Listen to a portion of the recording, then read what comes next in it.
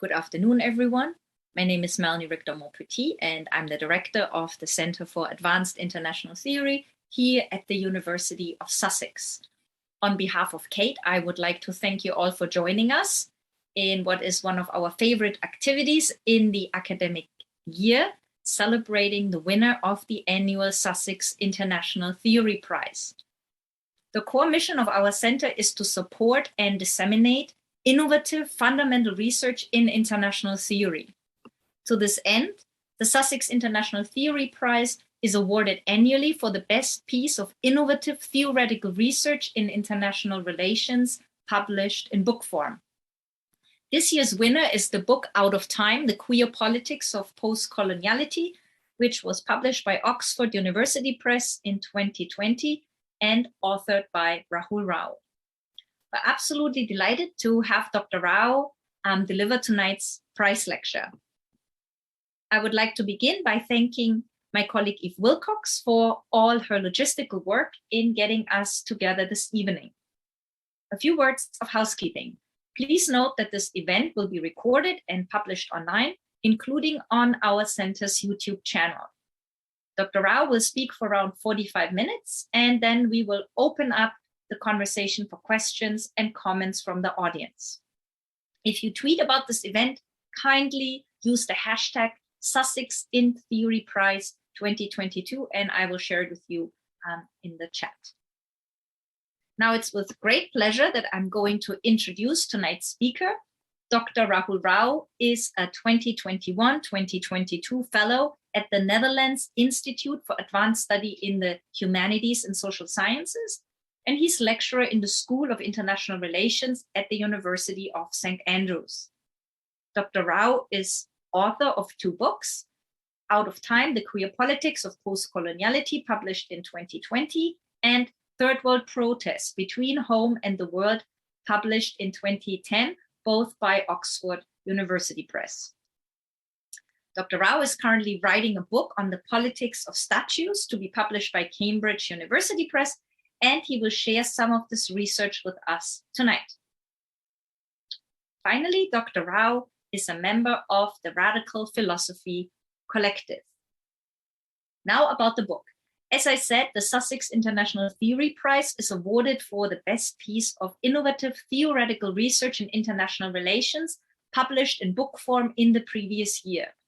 As a member of the prize committee, I want to say that it was a real pleasure choosing from a very strong and diverse set of submissions. We received double the number of nominations we usually get, and it was a particularly strong field. So well done, Dr. Rao. I would like to thank the other members of the Book Award Committee, Beate Jahn, Sarah Kamanyan, Faiz Sheikh, Benno Teschke, and Louise Weiss for their superb work during the prize selection process. Now, this is what the committee had to say about the award, and I'm going to share a slide with the prize statement so that it's easier for you to follow.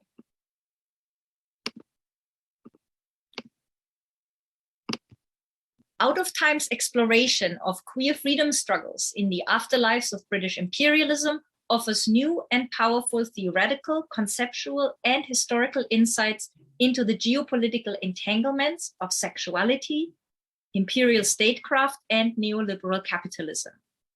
Situated at the intersection of international relations, political theory, and queer studies, one of the book's central points of departure is that for post-colonial critique to remain meaningful at the current juncture requires inquiry into topographies of power beyond offering simple reminders of the enduring legacies of colonialism.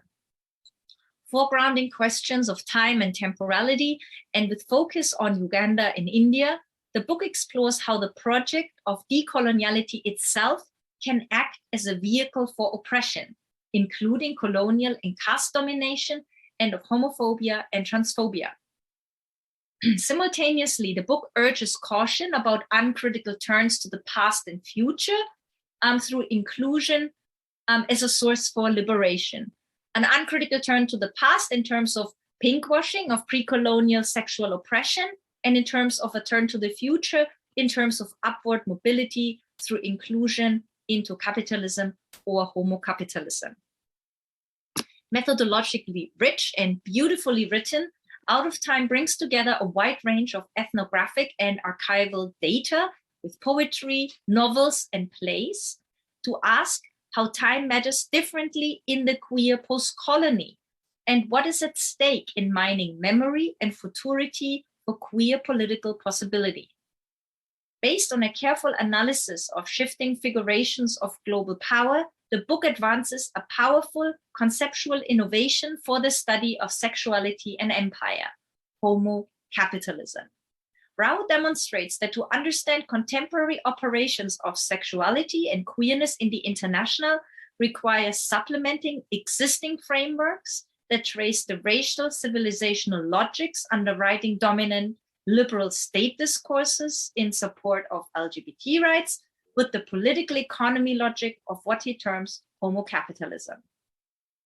By promoting queer freedom through inclusion in the market rather than via human rights, and refiguring queers as model capitalist subjects, the book offers the compelling argument that homocapitalism may be emerging as the more seductive and effective weapon of choice wielded by a global queer liberalism. Out of Time succeeds in combining grand theoretical reflections, drawing rich insights from queer Marxism, Dalit studies, queer of color critique, and IR theory, with fine-grained empirical analysis of the politics of queer liberation in the post-colony, offering the kind of radical analysis and cutting-edge theoretical innovation that the Sussex Center for Advanced International Theory seeks to promote. Again, congratulations, Dr. Rao, and over to you. Thanks again, Melanie. And let me just begin with a few thank yous of my own. First to CAIT, the Center for Advanced International Theory, for the work that it does to promote international theory, and particularly for the, I think, very expansive and enabling understanding of international theory that it has curated over the past many years. Thank you also to the jury of the Sussex International Theory Prize for selecting Out of Time for this prize, and especially for the labor of working through what must have been a huge slate of nominations and submissions at a very challenging time when it was difficult to do any kind of work. So I really appreciate that, and I want to recognize that. And thank you particularly to Melanie and Eve for making the arrangements for today's lecture. Now, it's customary, I think, for the prize winner to give a talk about the book that has won the prize. But because I gave such a talk at the invitation of CAIT in 2021, I believe, I decided to talk about ongoing and forthcoming work, the upside of which is that you will get something new. The downside is that you will get something perhaps less polished than a prize lecture should be. But having said this, I did promise my hosts that I would try to build something of a bridge between the work that I did in Out of Time and what I'm currently doing. So readers of the book, and even if you haven't read the book, Melanie's very acute description of it, will know that it was written on 3 different registers. First, it's an account of the international frictions generated by the Ugandan Anti-Homosexuality Act. Second, it tries to revisit and develop further the notion and the visual metaphors through which intersectionality is comprehended. And thirdly, it's an account of the afterlives of British imperialism as they manifest themselves in the linked struggles and controversies that swirl around anti-queer laws in Uganda, India, and Britain. So the continuities between this project and the one I'm working on now are probably most visible on that 3rd register. But as I hope you'll hear, the take on the politics of statues that I hope to offer is, I think, unmistakably that of a queer theorist in my interest in the libidinal. So that is perhaps another dimension of continuity between this book and the one I'm writing now. So for various reasons, my interest in the politics of statues was first aroused by the eruption of Rhodes Must Fall in Cape Town in South Africa in 2015. And it was more than confirmed by the events of the summer of 2020. And I've also been thinking about these developments alongside the apparently contrary phenomenon of the rise of statues, often quite gigantic ones, of religious and political and religio-political figures in India. And I'm hoping that the larger project will eventually say something about how these apparently contradictory developments, statues falling, statues rising, might be placed within a common frame. But that is not what I'm going to do today. Today, I'm going to focus on perhaps the more familiar, at least in the Western metropolis, the more familiar phenomenon of statue toppling. Now, so much has been written about this, often very powerfully and with great erudition, that I'm not sure I can improve upon any of the specific analyses of these particular situations, and I will refer to some of the most well-known instances. What I'd like to do in this talk is to focus less on particular cases and to think more abstractly about why statues have become a medium through which racial supremacy is contested and asserted. What is it about the statue form that allows it to be conscripted for this purpose? And to start thinking about that, I want to place this ongoing wave of what we might call decolonial iconoclasm, although I think we could argue about this word iconoclasm, as some people have done with me. I still use it for reasons that I will explain. I want to place this moment of decolonial iconoclasm in the context of a longer history of iconoclasm, with a view to illuminating what might be at stake in the contestations of the present. So historians of iconoclasm have tended to locate the contemporary wave of statue toppling in relation to two relatively recent antecedents. First, the removal of communist statues and symbols across Eastern Europe after the fall of the Berlin Wall in 1989, which I think we are beginning to think about again, if for nothing else than ongoing developments in Ukraine and Russia.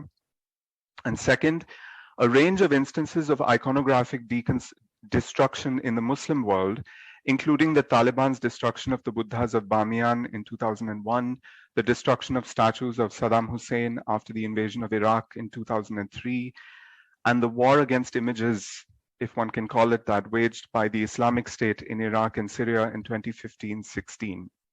This is a very mixed bag. And so these comparisons can be more perplexing than illuminating, especially when they are made polemically with the intention of discrediting particular movements. For one thing, they conflate iconoclasm situated at varying distances from power, lumping together what we might think of as popular iconoclasms from below with elite-managed iconoclasms from above. And also their temporal proximity, the fact that all these things have happened in the post-Cold War world, to the current anti-racist iconoclasm masks crucial differences in their temporal structure. So recent anti-communist and West Asian iconoclasms have entailed the removal of statues and symbols of a regime after the collapse of that regime. This is also true of the French Revolution, which witnessed a torrent of iconoclasm after the collapse of the monarchy in 1792, although the revolutionary government remained torn between the destruction of feudal and royalist symbols and the preservation of art. And the reason the Louvre was set up was precisely to mediate between this tension between destruction and preservation of art. So this Ur museum is, in a sense, owes something of its existence to the very phenomenon of iconoclasm. In contrast, while memory is certainly at stake in the iconoclasms of our own time, the statues of figures associated with colonialism, slavery, and racism that have been the target of recent protests are much harder to fix in the past. Certainly, the figures that they depict are long dead, and the governments to which they might have belonged are no longer in power. Yet they become the target of protest because they are seen to be implicated in some continuing regime of power, which is palpable in ongoing experiences of dispossession, discrimination, or death. They arouse contemporary anger precisely because their pastness is in doubt, despite formal proclamations of emancipation and decolonization. And no one has written about this more powerfully and illuminatingly than, I think, Saidiya Hartman, who is constantly alerting us to the presence of the past, the so-called past in the present. So contemporary attacks on statues are salvos in the fight to dismantle white supremacy. They are not celebrations of the demise of a regime of white supremacy. So rather than affirmations of regime change, they are protests against the reality that there has been no regime change. I'm slightly squeamish about using this phrase regime change because it has a very limited meaning, especially as it comes to us from US imperial geopolitics. What we are really talking about here is abolition, of which regime change is a necessary but quite small part. So in their temporal structure, this perhaps makes the iconoclasms of today more like those of the Protestant Reformation. In some ways, not in all. In the 16th century, a wave of destruction of religious images swept through Catholic churches in virtually every country in Northern Europe, culminating in the 3-month-long Beeldenstorm, as it's called in Dutch, the image storm of 1566 in the Low Countries, which in turn fed into the Dutch revolt of 1568 against Habsburg Spain. I didn't know any of this till I actually moved to Amsterdam and suddenly realized that I was surrounded by all of these sites where the events of 1566 had been absolutely epoch-making and crucial. And there's something about the Dutch word Beeldenstorm that also, something about the sound of the word really captures the sound and fury of this phenomenon in a way that I think is unparalleled in many other languages. So that's maybe partly why I'm so drawn to this particular moment. So historians have suggested a variety of motivations for this popular outburst. A political resistance to the centralizing policies of Philip II, resentment at the Inquisition, the social and economic stresses of proletarianization, as well as, and this is the bit that I'm most interested in, a growing theological anxiety about the power of images to lead the faithful astray, which was expressed most forcefully by Calvinist reformers. Whatever the reasons for the storm, the destruction of images was seen as a means of striking a blow against the edifice of religious and political power. So I could spend a whole lecture on this one slide, in which I've tried to work through the arguments that were common in the two biggest European waves of iconoclasm, in Byzantium in the 8th and 9th centuries, and in what became Protestant Christianity in the 16th century. The arguments are remarkably similar across these two moments, although the Byzantine debates were very scholastic and the Protestant debates became much more popular and demotic. So broadly, the arguments against icons, as articulated by somebody like Calvin, were things like what you see on the left of the slide. That bodily images are unworthy of God's majesty because by making God finite, they diminish the fear that ordinary mortals have of him.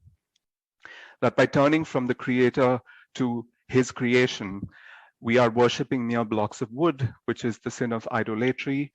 And perhaps in a more prudish vein, Calvin is also said to have taken offense at the sort of immodest images that churches were beginning to be filled with. And of course, all this was a way of making sense of the second commandment. I was just about to say second amendment, but commandment. On the other side of the argument, arguments made for icons, it was said that when one worshipped an image, the honor that one gave to the image passes to the prototype. Or in a language that we might be more familiar with today, the honor paid to the signifier passes to the signified. It was also argued by John of Damascus that although God is immaterial, he has been made flesh, he has been made incarnate in the form of Christ. And so to not worship images is to fail to venerate the Son of God, which is in turn to reject the doctrine of salvation. And perhaps on a more condescending note, Pope Gregory in 600 AD is supposed to have said, what scripture shows to those who read, a picture shows to the illiterate. So it's the uneducated who need images in order to make sense of the revealed word of God. Now, at first glance, the stakes in these theological arguments can seem quite far removed from those that work in contemporary iconoclasms. But the reason I'm interested in them is because I think that these debates about the power of images and the potential of images to run amok can tell us something really interesting about the psychic structures underlying acts of image breaking. And this is what I'm most interested in. So David Friedberg, who has spent, I think, a lifetime working on the question of iconoclasm, in a recent book, has this very useful analysis where I think he identifies two impulses, two quite different impulses that are at work in instances of image breaking. I won't read out the whole quote, but I'll give you a minute just to look at it and focus, obviously, particularly on the highlighted bits, which I think outline these two different impulses.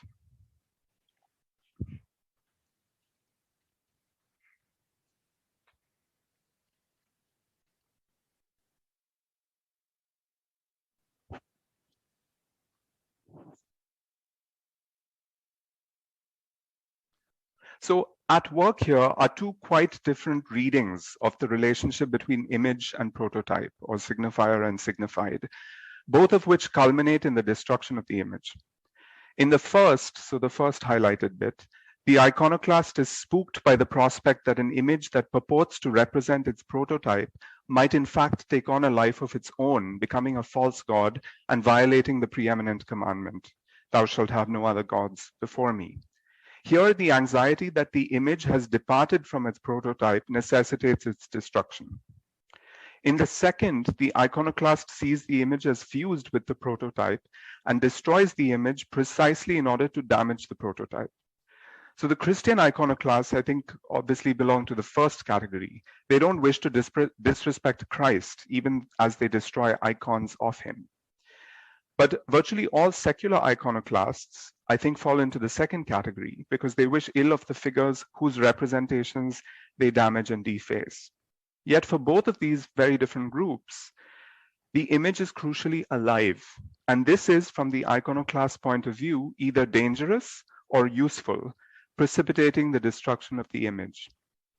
So it's this idea of the image being alive, statues being alive and lively, that I want to now explore a little bit more with reference to what I think are more familiar cases from the moment that we are interested in or concerned about. So I want to suggest that statues are alive in the imaginaries of both anti-racism activists and white supremacists in the way they relate to statues. This can sound dangerously like Trump referring to both sides, but what I'm trying to suggest here is a kind of ontological equivalence that allows statues to become a medium for conveying insult and injury. It's precisely because both sides, if one can use that language, agree or implicitly converge in this view of statues as lively, as alive, that it becomes possible to convey insult and injury through the medium of statues. So black talk about white statues is shot through with the language of disgust, suffering, and pain. And I think we have seen many examples of this, particularly in the summer of 2020. This image comes from 5 years before that, from Rhodes Must Fall in Cape Town, South Africa. When UCT student Chumani Maxwell threw shit on the university's colossal Rhodes statue, which you can't really see in this image, an act that in some eyes inaugurated RMF as a movement, he justified his actions as being intended to explain, and I quote, "our collective black pain." Maxwell was drawing on the political repertoire of the black township of Khayelitsha in Cape Town, whose impoverished residents had taken to hurling in public spaces the plastic bags and portable toilet containers in which they were compelled to shit to protest their lack of adequate sanitation facilities. Outraged by the contrast between the poor black township and the elite white university, neither of which appeared to have changed much in a putatively post-apartheid South Africa, Maxwell and his comrades forced Cape Town's wealthier denizens to confront the abject conditions in which many of them lived by bringing the township into the space of the elite university. A very different political economy context, of course, at the University of Oxford, but we can see similar articulations of this idea of black pain in the poetry and music of RMF Oxford. So the lyrics on the right are taken from a beautiful piece of music by Andre Dallas, which you can find on the internet. It's a song called Wake Up, Rise Up, and I've just extracted 2 stanzas from them, which also speak to this idea of pain. So wounded by statues, protesters took to wounding statues in turn. Now here I'm very interested, not just in the fact of toppling, but in what protesters do to statues when they bring them down. And again, these will be very familiar instances, but it's worth thinking a little bit about the treatments to which the statues are subject. So in Bristol, during the BLM protests of 7th June 2020, protesters dragged the statue of Edward Colston from its plinth and dumped it in the harbor. The symbolism is unmistakable. Between 1672 and 1689, as a member of the Royal African Company, Colston was responsible for shipping nearly 100,000 enslaved Africans to the Americas, a fifth of whom perished during the Middle Passage. Later that month, on Juneteenth, this is the US holiday that commemorates the emancipation of enslaved people, 2 statues of Confederate soldiers are torn down at the North Carolina state capitol in Raleigh. One was dragged down a street and placed in front of the courthouse, while the other was strung up from a lamppost, evoking the unmistakable specter of the lynching of Black people. Indigenous activists in Massachusetts, Minnesota, and Virginia beheaded, burned, and drowned statues of Christopher Columbus. This is an image from Boston. And in a slightly different way, we have this image from Belgium. This is from much earlier, 2004, where activists hack off, you can see in the extreme right of the image, a figure with one of his hands cut off, evoking the kinds of punishments that were meted out to enslaved plantation labor in the Congo, which of course was a personal possession of Leopold of Belgium. The credit for this was later claimed by an activist collective which said that they would return the severed hand if the government and the royal family apologized for Belgian colonialism. So in all of these situations, we can see protesters wounding the statue in almost exactly the ways in which the figures associated with those statues have themselves wounded others. So this is a moment, you could say, of some kind of symbolic historic retribution. Eva Branscombe, in a wonderful long piece on the Colston statue and the protests around it, reminds us that the word statue comes from the Latin stare, meaning to stand. So statues here are stand-ins for those accused of monumental historical crimes, belatedly put in the dock in more ways than one. I'm thinking of Colston here, thrown in the dock, put in the dock. Enacting a spontaneous symbolic retributive justice, the protesters were doing to the statues what their referents had done to their ancestors. Now, predictably, the other side in this argument, white supremacists and their apologists, have given all this a very hostile reception, accusing anti-racist protesters of oversensitivity, cancel culture, ominous parallels with historical instances in which iconoclasm has been a prelude to bloodshed. This is where the Taliban analogies are dragged in. And perhaps the obvious rejoinder that as inanimate objects, statues cannot harm anyone. So why are you claiming to be traumatized or hurt by an inanimate object? All you have to do is to, scroll through articles in a publication like Spiked. Actually, you don't need to do it. I will do it for you in this project. So this last argument overlooks this bit about statues being inanimate objects, which therefore cannot hurt anyone, overlooks the ways in which the right also relates to statues, often the very statues in contention, and for the very reason that they are in contention, as animated beings. Now, this should not really surprise us. W.J.T. Mitchell, who's, I think, one of the most acute analysis of the visual, in a wonderful book called What Do Pictures Want, says this, which many other people have said in different ways. And again, I'll just give you a moment to look at the quote.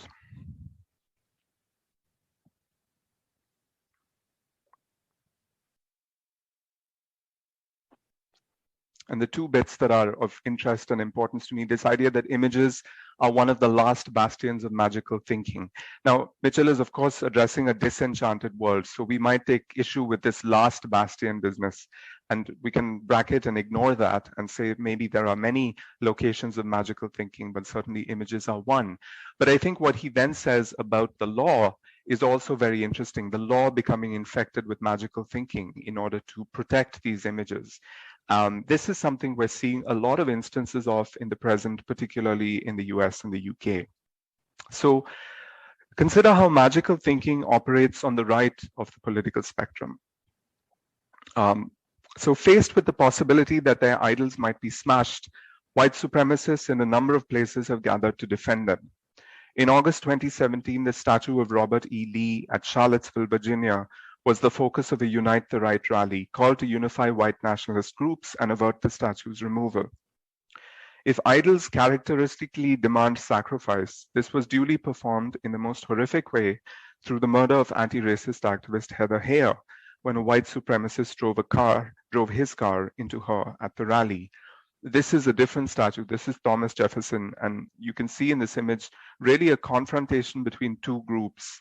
The group that is hugging the statue are the anti-racism protesters, but you can't see them very well, and they're surrounded by this fiery donut of Unite the Right rally supporters.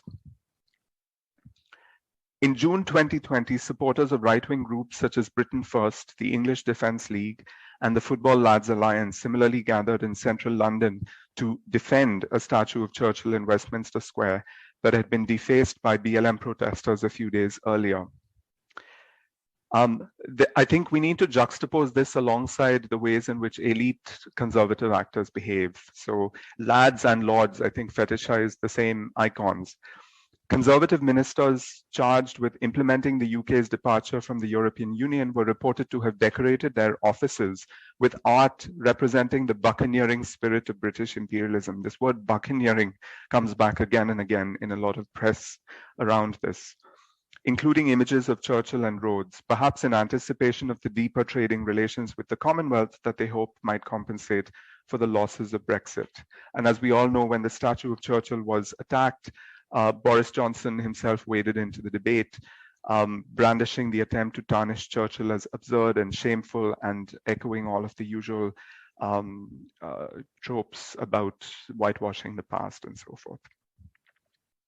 In January 2021, at the height of the UK's COVID pandemic, the government found time to introduce new laws mandating that England's historic statues be retained and explained. The law would make the process of removal more onerous, giving the community's secretary unprecedented final authority in the matter. Robert Jenrick, who was then the community secretary, claimed that the legislation was needed to prevent statues from being removed, and I quote, on a whim or at the behest of a baying mob. So this law is a lot like laws passed in a number of southern US states, preservation acts that forbid municipalities from removing Confederate monuments. So there are now lots of legal and municipal battles between state and local governments about the removal of these monuments. And perhaps most interestingly, in March 2021, the UK government introduced the infamous Police Crime Sentencing and Courts Bill that proposes to increase the maximum penalty for criminal damage to a memorial from 3 months to 10 years imprisonment. Critics of the bill, which remains under deliberation at this time, pointed out that the penalty exceeded the starting tariff in prison for rape, which is 5 years. Now, bracketing for a moment the implication that rape is best deterred through higher prison sentences, which as we know is an issue that divides carceral and abolitionist feminists. The juxtaposition of these sentences, that is the sentence for damaging a statue and the sentence for rape, I think brings into view in a different way how statues are valued more highly than the living body, or at least the living feminized body. So yet again, we have an instance of the statue as a living body that needs to be protected. So in different ways, left and right converge in their view of statues as animate beings that can wound and be wounded, even if those that are loved by the one are loathed by the other. It is this convergence that makes it possible for the so-called culture wars of our time to be waged through the medium of statues, among other things. Because each side understands the affective investments of the other, and because both converge in their views of statues as animate, it becomes possible for each to hurt the other by damaging its most cherished symbols. The suffragettes did this as well, and writing about the tendency of suffragettes in the early 20th century to indulge in high-profile attacks on art, usually art in museums, to draw attention to their cause, Dario Gamboni argues that, and I quote, "Pictures, thanks to their uniqueness, the fact that they portrayed persons, and the emotional charge they engendered, enabled suffragettes to come as near as possible to bloodshedding without actually endangering human beings." And this makes me wonder whether the statue wars give us a safer space in which to murder one another. So this last section is called phallic symbols in pubic spaces. This is not a typo. Everywhere that statues of racists are in contention, decolonial iconoclasts insist that their cause is about more than a statue. For almost all anti-racism activists, talking about statues is a way of talking about material imbalances of power in the present that manifest themselves in the institutional racism of police, universities, healthcare, or other institutions. Statues have come to be seen as a portal into conversations that might not otherwise have been had. So Amiya Srinivasan put this very well in an LRB piece when Rhodes Must Fall was taking off in Oxford. She says, complaints of structural racism and calls for curriculum reform don't draw public attention like the toppling of a statue, and the RMF leaders know this. But there is always the risk of getting stuck on the statue, of being trapped in the cultural superstructure of the culture war, quote unquote, while never addressing the material dimensions of stop and search, of migrant detention, of lack of benefits, etc. I'm not saying that iconoclastic movements have not talked about these issues, but I am saying that there is always a risk that we get stuck on the statue and don't talk about other things. Demands around statues are typically the most eye-catching and the most easily satisfied aspects of more complex campaigns. And so a paradox is endlessly reiterated as decolonial iconoclasts use statues to draw attention to causes, while insisting that the removal of statues is the least important of their demands. So this begs the question of why statues attract our attention in the first place. Now, as we have seen, because they are a form of figurative representation, statues are proxies for bodies, bodies that we might want to hurt or heal, revile or revere. In addition, it is their very publicness that makes them available for psychosocial investments of the kind I have been describing. Placed at the center of the agora, they demand attention. Gamboni again describes public sculpture as the most exposed genre of art, and I think that's right. But I think there is also something offensive about this exposure that demands scrutiny, whatever the statue. Whereas virtually every other visual medium, think of a book, a film, a play, or a painting, it requires a degree of viewer consent before it can be read or watched or admired. You have to pick up the book, you have to go to the cinema, you have to decide to watch the play or a painting. Statues are not like this. Statues do not and cannot seek our consent before they thrust themselves upon us. I just tried to imagine a world in which statues came with trigger warnings. Okay, think about that. You'd need these gigantic visual exclusion zones that warn us of the presence of a statue before you approach it. And if we had that, the world would be colonized by statues. They would become an unviable art form. So it is the unannounced presence of the statue, the shock of encounter with it, that is central to the force or the impact that statues have on us. You see them without warning, you don't give them permission, they're just there, and they say and they do the things that they do without your consent. What about the public space in which the statue stands? W.J.T. Mitchell again reminds us that the notion of the public arises out of a conflation of two quite different Latin words, populus, the people, and pubis, adult men. It is a reminder, if one were needed at all, that the public sphere is never in practice an inclusive realm of horizontal deliberation, the Habermasian ideal, in which citizens arrive at a conception of the common good through discourse, through ideal speech. As Mitchell says, the word public might more properly be written with the L in parentheses to remind us that for much of human history, political and social authority has derived from a pubic sphere, not a public one. I'm sure everyone has had this moment where the spell check hasn't caught pubic because it is a word. Well, there's no need to be embarrassed about that anymore because it turns out that we might actually be talking about the pubic sphere, pubic international law, etc.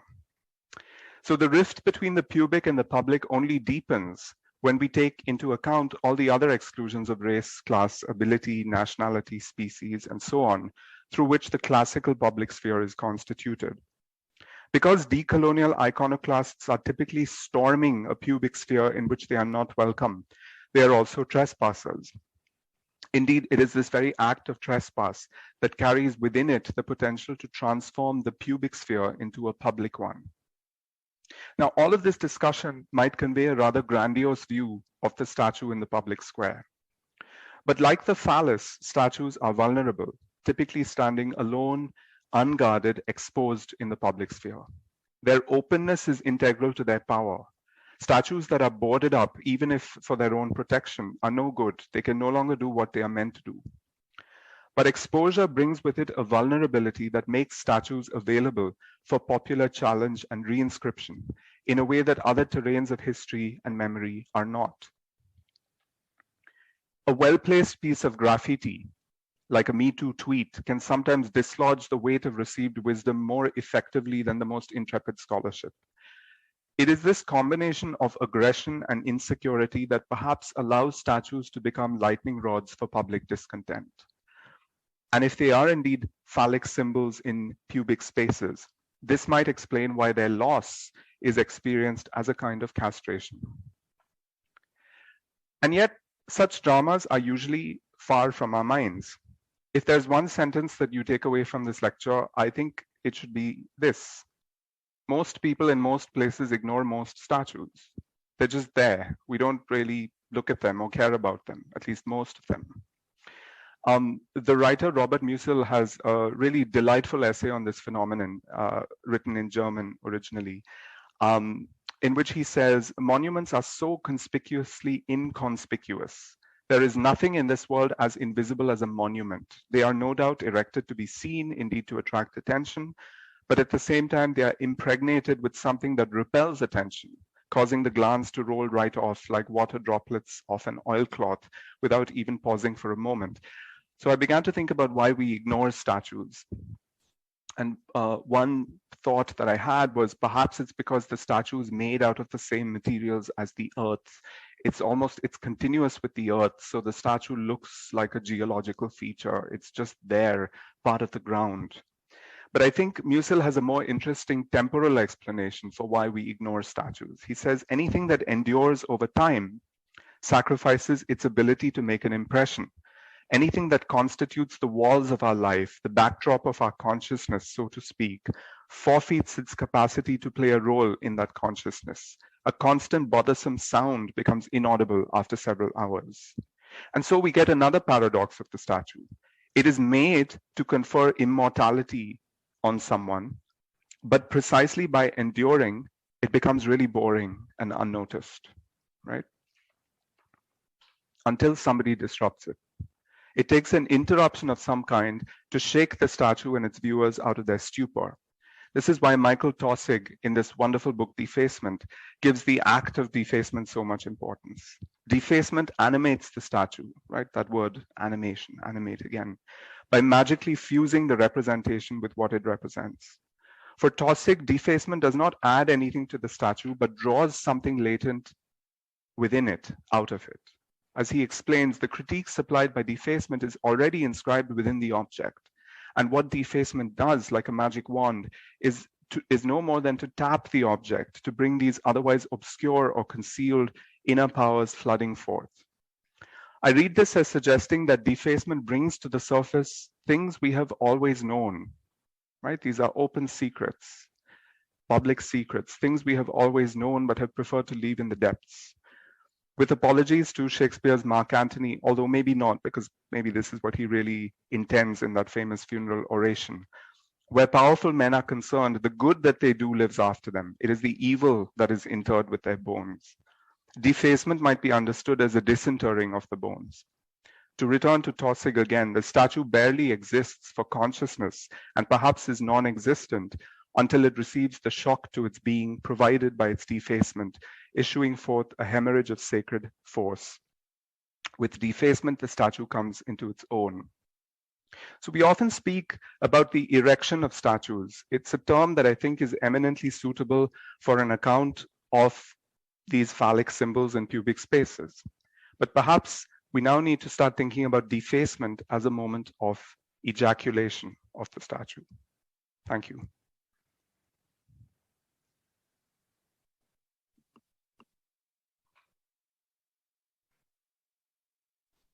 Thank you very much, Rahul. I can see and hear a lot of clapping. So I'll give the audience a moment to clap.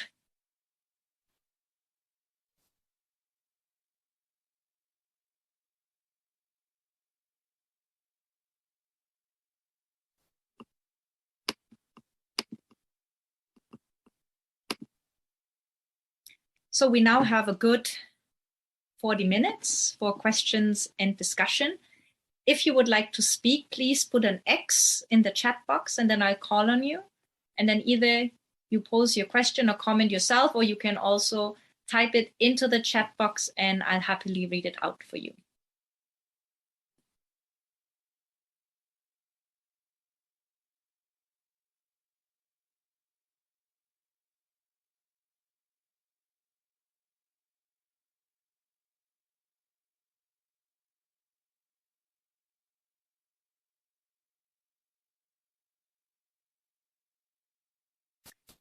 David Karp.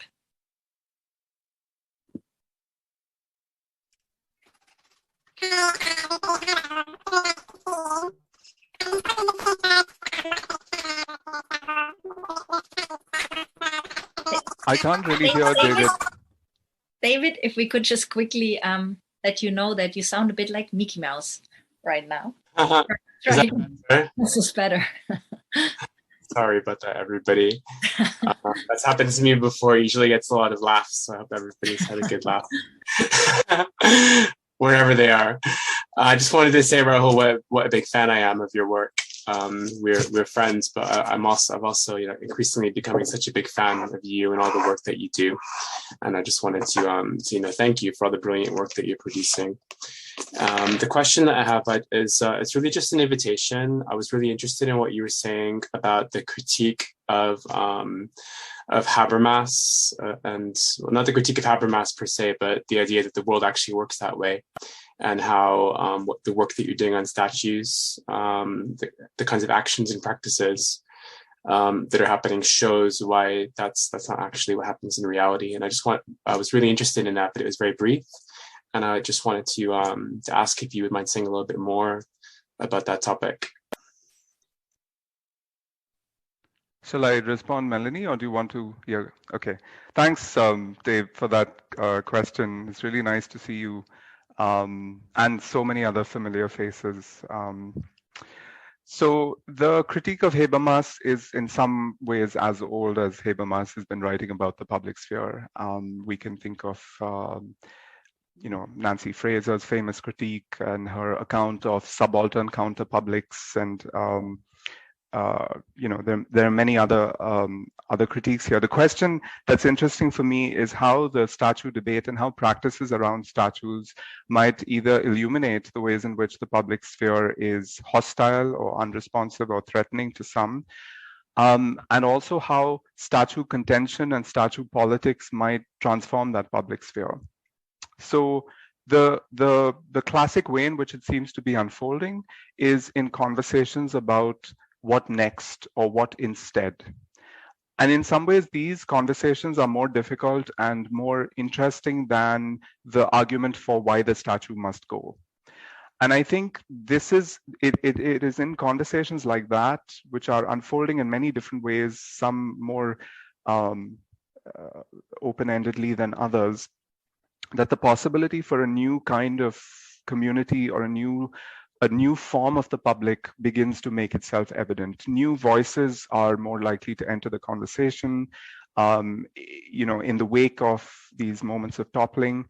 But it may also be the case that new public spheres are actually created. And I think this is actually more visible to me in the Indian context, particularly insofar as Dalit practices around statues are concerned. So you may know that Dalits have been building statues of Ambedkar for many decades. Ambedkar being the visionary thinker of the Dalit movement, the architect of the Indian Constitution. And from about the 1950s or 60s, we have seen huge numbers of Dalit statues, often on very small scales, being constructed in villages and medium-sized towns, starting in the north, particularly in Uttar Pradesh. And these have also grown in scale. So when the Dalit Bahujan Samaj Party came to power in Uttar Pradesh, it built something like 15,000 statues of Ambedkar. And so one question to ask is, what are these statues doing? What political work do they do? And some really interesting work has drawn attention not only to the symbolic, the symbol of dignity that these statues provide, but also to some of the material politics that I think really illuminates how alternative public spheres or subaltern counterpublics or whatever you want to call them are created through the process of building these statues. So to give you some examples, just putting up a statue of Ambedkar often requires mobilization. It requires the Dalit community to get together, to form a committee, to protest, to coordinate those protests. And so it creates an infrastructure that may not have been there before. Secondly, the act of installing the statue is often also a claim for land that Dalits have been denied by upper castes. So there is a very clear land politics at work in these instances of statue erection. And then the statue is inaugurated, usually by inviting some kind of the Dalit elite figure in politics or in public life to inaugurate the statue. And this establishes links between Dalit elites and the grassroots. And so in all of these different ways, there is a material politics, which you could say is about creating alternative public spheres that crystallizes around this practice of statue politics. The person who I think really illuminates this well is Nicholas Joule in a very important paper on this phenomenon where he describes this. So this for me would be one illustration of the potentials of statues to respond to the closedness of the hegemonic public sphere and the ways in which that might be critiqued, undermined, undone, and redone.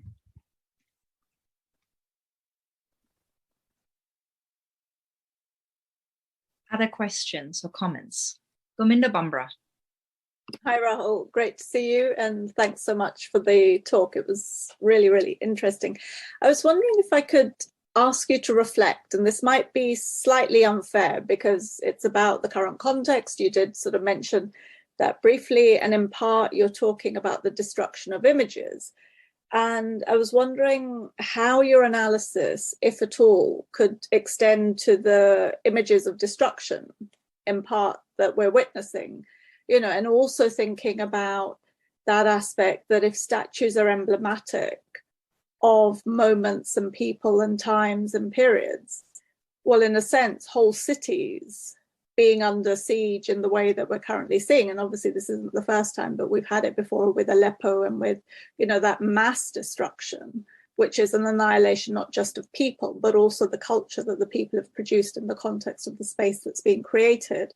So I know it's a shift from statues to cities, but I was wondering whether there is any continuity there. And then also this sort of flipping of the destruction of images and the images of destruction and what that sort of maybe does in the terms that you're setting out. Thanks, Gurminder. That's a huge and really sobering question, because one of the things about statues is that they give us a symbolic terrain on which to have arguments and conflicts and fights. And what is happening here is that we are no longer fighting through symbols and metaphors and images. This is an existential conflict where which is why the scale of destruction is so much bigger. I find it difficult to place these things along a continuum as if they were the same thing. I think they are actually categorically and qualitatively different things that can't really be compared. At least I find it difficult to say this is some version of that. In a sense, I think the decision to attack a statue is still a very different thing from the decision to attack a person. It's a decision to, or it could be a prelude to attacks on people, as we have seen in or it could be a postlude. So there might be a connection there, and I think we see those connections most visibly where some kind of regime change has happened. So sometimes you have regime change and then you have a wave of iconoclasm immediately after. But this is the iconoclasm of victory. This is an iconoclasm that is celebrating the fall of a regime and the passing of a certain way of life.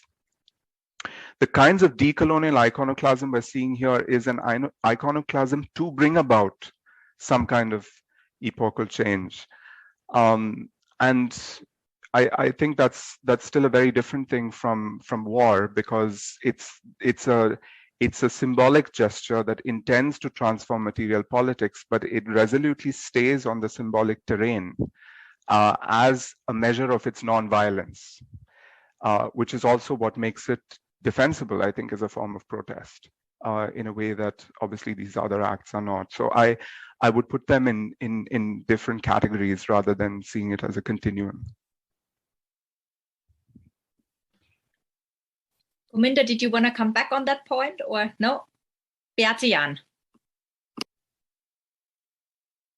Hi, Rahul. Oops, no, I can't see anything. Sorry, I've got a terrible situation here with the light. You just imagine that I'm here. I have a question about, I think what you were saying about what's happening to statues when they are being defaced and so on and so forth, and how that works was absolutely fascinating. And I'm sure I will never look at a statue again in the same way. I wondered whether you could say a little bit about the erection of statues, right? Before we get to the defacement, the erection of these phallic symbols in pubic spaces, yeah, and what they are about. Because, when I look at the defacement, I suspect when you read that backwards, that you will also get a different understanding of what, of the erection of these statues actually not necessarily being, oh, here's the power and this is the agreed, these are the agreed symbols, but actually something more complicated. And I was wondering whether you could say something about that. Sorry, just looking for my unmute. Thank you. That's a really interesting question. So I've begun to think of statues as living in multiple times, right? There is the time of the person or the event that they depict. There is the time at which they're erected or put up, which is often a very different moment in time from what is depicted in the statue. There is the time in which we're looking at it and defacing it or admiring it, and so on and so forth.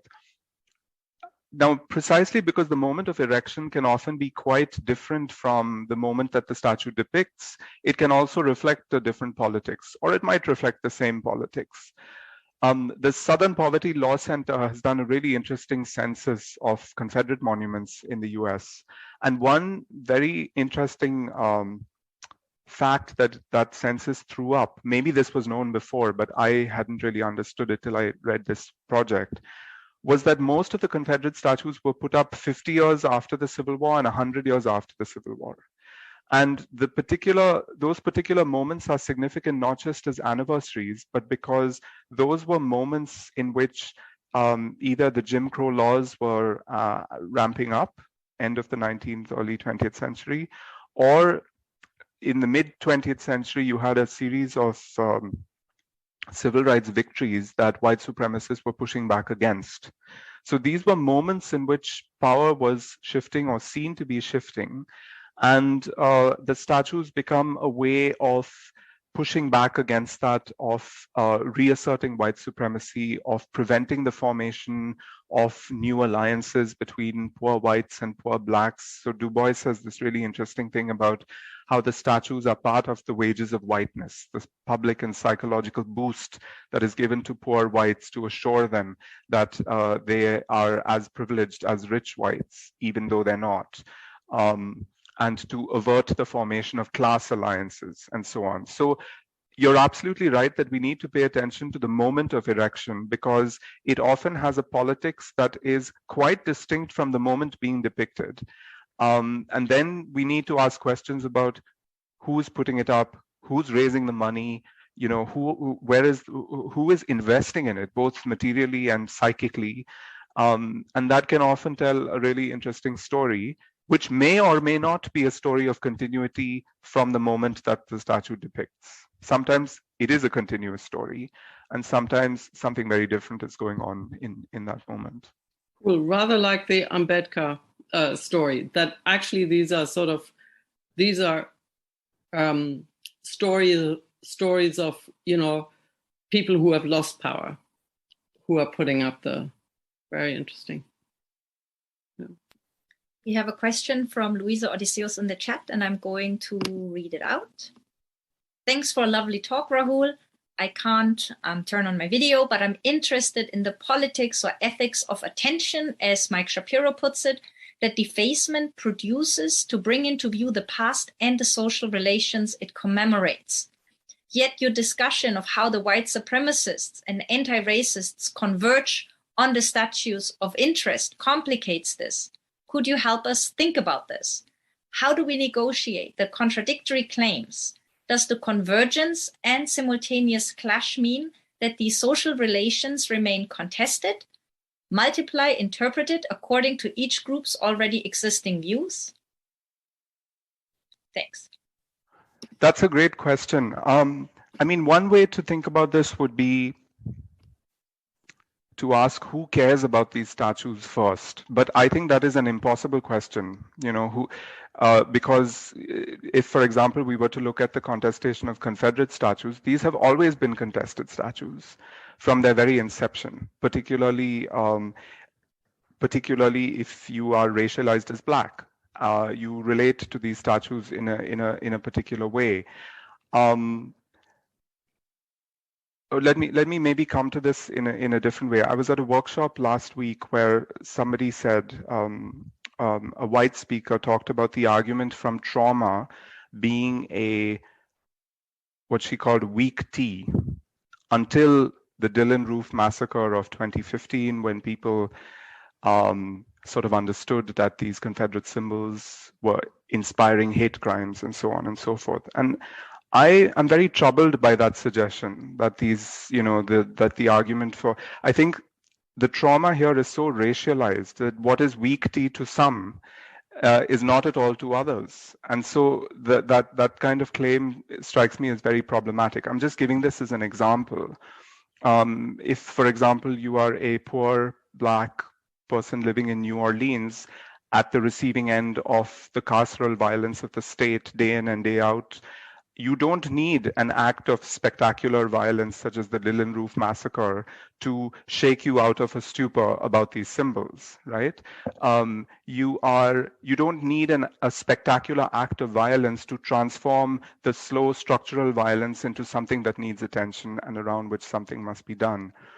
So I think these economies of attention are, to me, obviously very racialized, and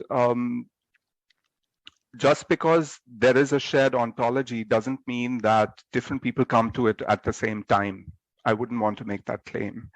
I think there is a dynamic of action and reaction here where the realization can be belated for some and can be enduring for others. I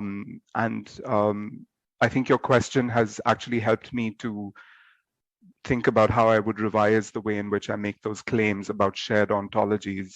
I think after these moments of confrontation, it's easy to see the shared ontology, but we don't necessarily come to it at the same times and in the same ways.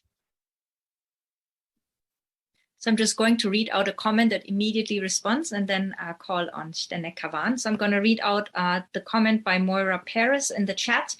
Very important point you're making. And we could add, the moment of erection is followed by moments of maintenance, that is, money also put into keeping the statue in shape. Elizabeth Scarborough has stressed this in her work. So it's not just that administrations leave them there, they actively maintain them. Stene Kavan. Thank you. Well, thank you for your talk, which I found really interesting and particularly thought-provoking. So I haven't quite digested all of it, and so I will have to kind of give further thoughts to it in subsequent days.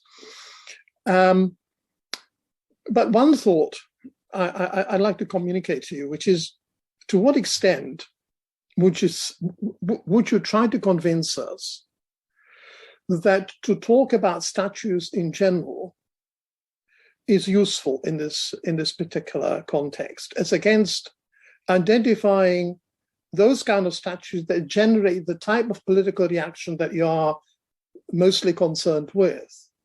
I mean, I find it interesting that you first referred to the iconoclastic historical examples of the Byzantine Empire and then Protestant Europe. But that you also referred to art, but art actually largely disappeared from this. And I was struck, I think, particularly in relation to Gaminda's question about acts of destruction within citizens and so forth, to which I think you responded very constructively and well. But I thought part of modern warfare is not just destruction of lives and businesses. It is also a destruction of cultural symbols as a part of, so to speak, diminishing the standing of the community that you're fighting against. We see this certainly, I think, as we certainly see it in the war that we are seeing today.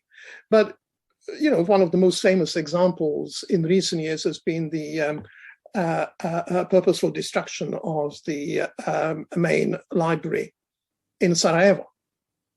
Now, you could say, okay, that's not quite the same as destruction of statues, but you could see that there is a relationship, so to speak. So I just wondered, particularly as I don't find the issue of removal of statues, so to speak, that have very little artistic merit, and whose purpose from the very start was a celebration of a particular political trend or a particular political event that we might indeed object to. I don't see that there is a problem with this, but that it would be a problem, so to speak, with other instances. So, could you say something about why do you want to cover the whole range of things, as again concentrating on those that are pertinent to the current, so to speak, debate? Part of the issue surely is a reconstruction of historical narratives, identification of particular symbols that strengthen a particular historical narratives, and try to remove it in order to facilitate the reconstruction of the narrative. Now, I could say, of course, that actually reordering the symbolism itself might be much more effective, so to speak, in changing the historical narrative, but that's open to further debate. So just kind of to return to my starting point, would there be greater clarity in what you can achieve, so to speak, but narrowing it down, what you're trying to cover? Yeah, that's a really interesting comment, and I'm going to try and think it through with you here. In a sense, I agree with you that the destruction of culture is a central technique of modern warfare, and it proceeds in a variety of ways on a number of different terrains. And in a sense, I wonder if your question is why focus on statues where the stakes seem to be the lowest relative to the destruction of other forms of culture, such as we see in instances of ethnic cleansing and genocide, large-scale phenomena of annihilation. I think the reason to focus on statues is that precisely because the stakes are so low, or appear to be so low, they are everywhere, they're ubiquitous, they're kind of cheap, right? They're not prized things, they're all over the place. Precisely because the terrain is so available, it also becomes a very democratic terrain on which to express something. Anyone or almost anyone with the guts can do it, or with the mobilization can do it. It takes much less to do that than to destroy a library or entire monumental cityscapes or whatever. And I think precisely because of its availability, of its publicness, of its ubiquity, of the apparent ease with which the statement can be made, it's happening on such a large scale. which we saw in the summer of 2020. And that, I think, the democraticness of the terrain is why I'm interested in statues as a terrain for the expression and the contestation of some kind of supremacy. And so if you're asking me to narrow the contours, I mean, I think I'm not looking at the entirety of culture, the destruction of all forms of culture. I'm looking at the destruction or the construction of one particular medium or form of expression, which, by the way, is quite an outmoded form of expression. We don't build that many statues anymore. So the choice of that terrain, I think, is for me, it's shaped by these factors. They're, the way in which they figure in the cityscape is what makes them worth looking at for me. Justin Rosenberg. Thanks, Rahul. Wonderful presentation, really, really stimulating. And one of the things that it made me think, when you were giving these examples of iconoclastic outbursts at different historical times and places, it reminded me, on the one hand, yes, there's a lot of this about in history, but it also reminded me that it comes and goes. There are particular times when political contestation erupts in this kind of practice. And by extension, I guess there are other times when it isn't taking that form, however much cultural symbols may be, continuously contested.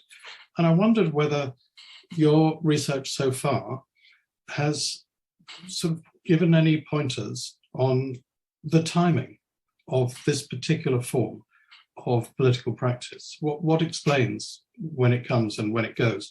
Apart from the fact that if it was going on continuously, there wouldn't be any statues, so it can't be happening all the time because everything would just be destroyed. So any thoughts on that? I think it ends up being a very local story. So I did a little experiment where I looked on Google Trends at the word statues, and I kept changing the national frame in which I did the search. And if you look at South Africa, for example, there's a big peak of statue discussion in 2015. If you look at the global trend, which is actually very close to the US trend, precisely because of how internet coverage is geographically distributed, the spikes are in 2017 or 2020. So I think this is, very much responding to developments at the national scale.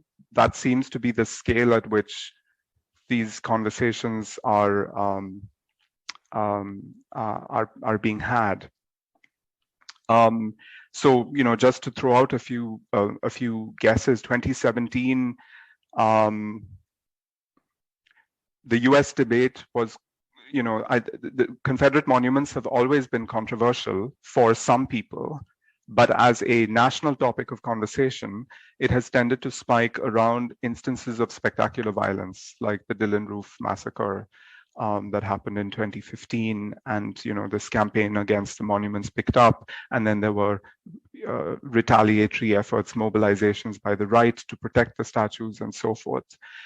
And of course, the summer of 2020, George Floyd's murder. Again, one can ask why that murder in a long string of extrajudicial executions by the state. And I think, and this is just an intuition and not a particularly original one, but COVID has something to do with that, because here is a pandemic that illuminates the racial stratification of societies in a way that is undeniable in so many different parts of the world. That provides a kind of, that's the tinder that this murder is lighting. In the South African context, I think the death of Mandela is a really crucial moment that in some ways opens up space for a different kind of reckoning with the legacies of apartheid than had been possible while he was still alive. Again, this is just an intuition. So I find myself reaching for arguments that make sense to me at the national level in different contexts. It's much more difficult to make a claim about the global conjuncture. Of course, particular national episodes do break their way into the global, as happened in the summer of 2020, not surprisingly because the pandemic itself was a global phenomenon. So I think it is perhaps possible to speak of a global conjuncture around these kinds of moments. But that's about all I've managed to come up with so far. It would be interesting, I think, to look at the historical work on the global conjuncture in 1566. How widespread was that, and what were the social conditions that enabled it to spread from Northern Europe to, the extreme south of the continent. It's quite a considerable, it's still a European phenomenon, but it's across a range of different political systems and denominations and so forth. So your question makes me curious about comparative historical sociological work that has perhaps examined these moments, which might actually give us clues as to what we might look for in the present. I'm going to use my privileges as facilitator to put myself on the list. I'm listening to your presentation, Rahul. I was thinking about the German context, and it struck me that in the German context, the major site of intervention, at least in my perception, hasn't been statues, but street names. And in fact, arguably, this has been like a major site of anti-racist politics, which for a long time was very much suffocated and managed by the German state, because of certain discourses around anti-racism that were focused on the Holocaust and the Nazi period.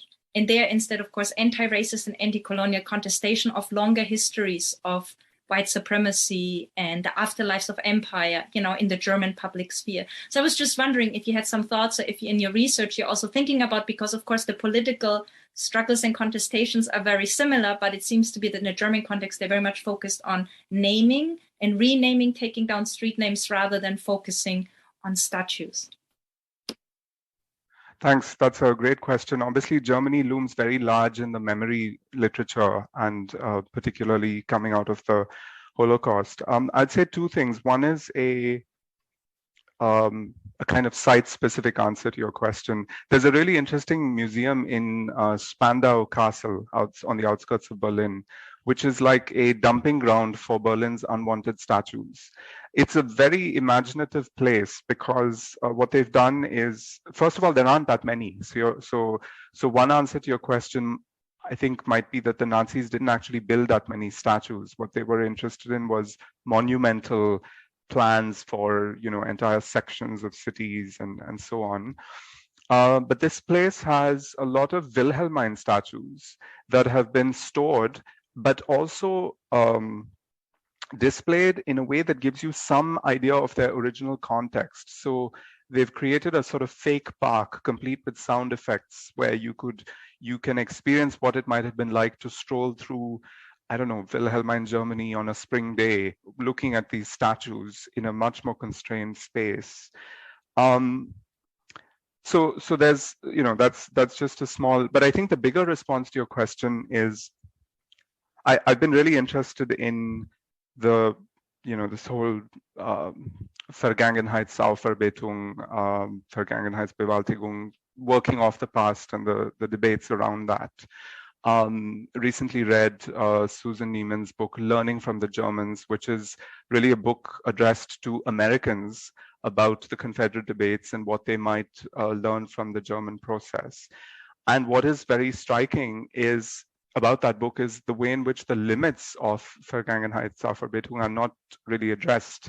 The fact that the colonial question, the Namibia question, has come so late to those debates is, to me, very interesting. So those are the ways in which I think I've been interested in the German context and debates and the terrains on which the conversation seems to be unfolding. In some ways, I think the thesis of her book is very interesting, but there are also all of these blind spots, some of which you have also alluded to, that are actually quite difficult to talk about in the German context, in public fora, but which I think really need attention. Palestine being obviously the other context that is very difficult. Mm-hmm. Beate-Jan. Yes, sorry, I want to come back to the question that Justin asked. I don't know whether he meant it that way, and it's not, that I'm at all dissatisfied with your answer to this question, but it made me think about a different dimension of that question, which is, are there different kinds of conflict? Some of them that sort of trigger builder storms, and others that don't do that, right? Because, I think when you start to think about it, the world is full of all kinds of pretty vicious conflicts. Actually, not all of them, and probably the vast majority of them, does not lead to those kinds of forms of contestation, right? And I'm interested in whether you can sort of put your finger on what might be the distinctive feature of the conflicts that lead to those kinds of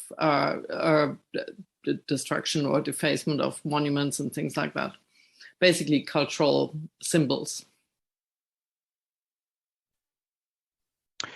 I'm not sure I can give a particularly original answer, but the obvious aspect of the global conjuncture that strikes me is that what is at stake here is a shared structure of supremacy that is experienced as oppressive in many different places at the same time. It is the reason that we see protests emerge simultaneously in the US, but also in Western Europe, in Australia, in South Africa. These are all places, these are either locations of West European imperialism or its settler colonial outposts. And it's not surprising to me that we see similar idioms in all of these places simultaneously. So part of what makes this a shared conjuncture is a shared structure of supremacy that is felt in all these places. And also the other legacy of Western imperialism is the built environment that it leaves behind in these different places. And that provides a set of targets that are also readily identifiable and shared across these many different places. So I've recently become interested in the figure of Lachlan Macquarie, former governor of New South Wales in Australia, of Scottish origin. So there are all of these Macquarie artifacts in Scotland as much as in Australia. And I think, that's just one example, or Rhodes, perhaps much more well-known, a figure whose own transnational imperial connections makes possible a transnational solidarity campaign against Rhodes, which allows for this apparently simultaneous eruption in very different places that are nonetheless united by the shared legacy of imperialism. So I think that's how I would describe the conjuncture here. And COVID, of course, is newly illuminating this very long enduring structure, might explain the moment of the summer of 2020. But this is a much older story that this makes visible as a symptom. Justin. Thank you. I wonder whether I can reinterpret Beata's interpretation of my question, because the thing that I was originally interested to hear your thoughts about was not so much why the simultaneity within a historical conjuncture, but what is the commonality across historical conjunctures. In other words, not what does Scotland have in common with New Zealand because of their shared history in the present, but rather what does what we witness today have in common with the Protestant Reformation and the iconoclasm movement in 8th century Byzantium. So do you have any thoughts about that? Because you framed your whole discussion with identification of these punctual moments in history where this particular kind of practice comes to the fore. And that suggests that there is some kind of commonality to these different historical moments. Yeah, I think I see where you're coming from now. So I think what I'm trying to trace in these moments is an enduring psychic impulse around the suspicion of images and the work that images do. In a sense, I am suggesting that there is some kind of continuity between these moments. What provides the spark for that anxiety about images is different in those different moments. But underneath those historical and socio-political differences, I think there is an enduring psychic unease about images and living in a world of images that are always in danger of taking on a life of their own and running amok like Frankenstein's monsters, departing from the wishes of the creator in a sense. So that part of the story is, I think, something about the human psyche. It's more enduring than the shifting configurations and socio-political arrangements. And perhaps what I need to articulate more clearly is the relationship between those enduring psychic impulses and the changing social and political configurations within which they are expressed in the 8th and 9th century, the 16th century, the 21st century, and so forth. That's about all I can say about it for now, but maybe that's the beginnings of a response to your question.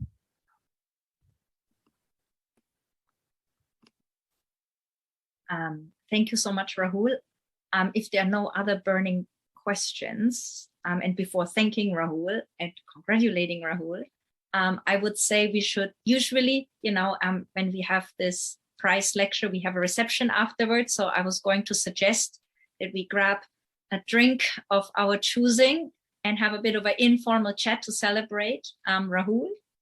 So, if anyone's interested, please feel free to stay along.